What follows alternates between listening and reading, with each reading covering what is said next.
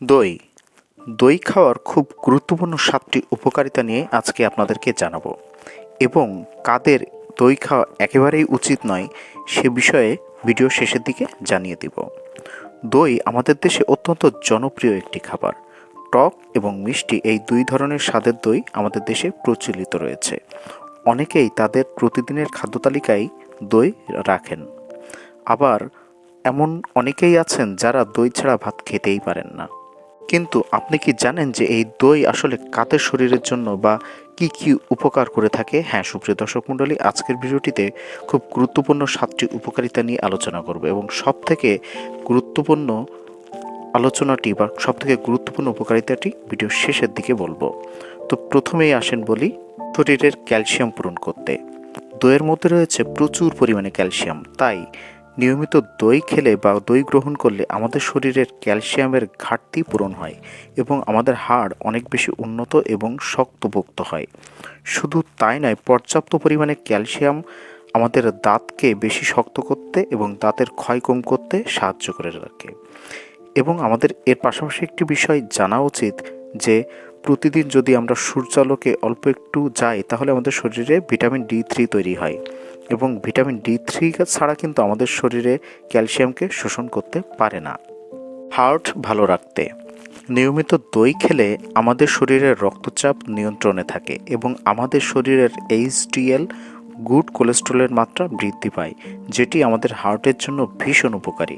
নিয়মিত দই খেলে আমাদের হার্ট সম্পর্কিত রোগ হওয়ার সম্ভাবনা অনেকাংশে কমে যায়, তাই দই খাওয়ার উপকারিতা আমাদের হার্টের জন্য অত্যন্ত গুরুত্বপূর্ণ। রোগ প্রতিরোধ ক্ষমতা বাড়াতে প্রোবায়োটিক সাহায্য করে আমাদের শরীরের ব্যথা বা যন্ত্রণাকে কম করতে। শুধু তাই নয়, প্রোবায়োটিক আমাদের শরীরকে বিভিন্ন ভাইরাল ইনফেকশন থেকে বা ভাইরাসজনিত সংক্রমণ থেকে আমাদের রক্ষা করে থাকে। দইয়ের মধ্যে রয়েছে প্রোবায়োটিক, সেলেনিয়াম, ম্যাগনেসিয়াম এবং জিঙ্ক। এই উপাদানগুলি আমাদের রোগ প্রতিরোধ ক্ষমতা বা আমাদের ইমিউনিটি সিস্টেমকে অনেক উন্নত করতে সাহায্য করে। চুল এবং ত্বক সুন্দর রাখতে দইয়ের মধ্যে রয়েছে প্রচুর পরিমাণে প্রোটিন। আমরা জানি প্রোটিন আমাদের শরীরের জন্য খুব গুরুত্বপূর্ণ একটি উপাদান।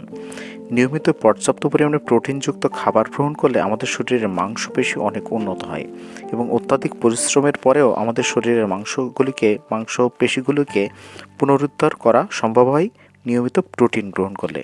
এছাড়াও প্রোটিন আমাদের চুল এবং ত্বকের জন্য খুব গুরুত্বপূর্ণ, যেটি দইয়ের ভিতরে পর্যাপ্ত পরিমাণে থাকে।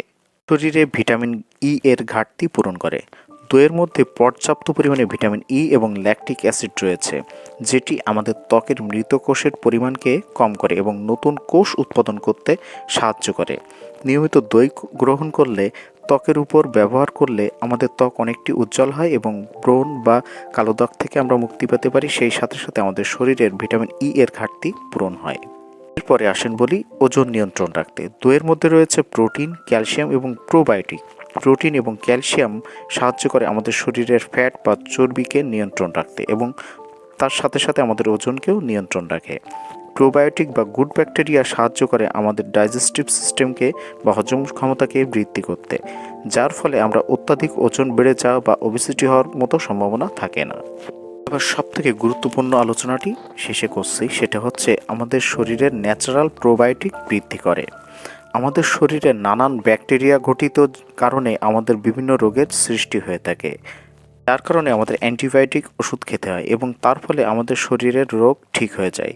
কিন্তু আমাদের শরীরে থাকা কিছু ভালো ব্যাকটেরিয়াও কিন্তু যার ফলে মারা যায় ওই ঔষধের কারণে।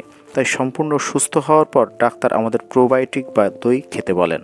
এর কারণ হলো আমাদের শরীরে কিছু ভালো ব্যাকটেরিয়া উৎপন্ন হয় এই দই খেলে, কারণ দইয়ে রয়েছে পর্যাপ্ত পরিমাণে প্রোবায়োটিক। দইয়ে রয়েছে কিছু ভালো ব্যাকটেরিয়া যেটি আমাদের পাচনতন্ত্রের জন্য বিশেষভাবে উপকারী। তাই দইকে আমরা ন্যাচারাল প্রোবায়োটিক বলে থাকি, যেটি আর কোনো খাবারে এত বেশি পাওয়া যায় না। তো সুপ্রিয় দর্শক মণ্ডলী, এবার জানাবো যে আসলে কাদের দই খাওয়া একেবারে উচিত নয়।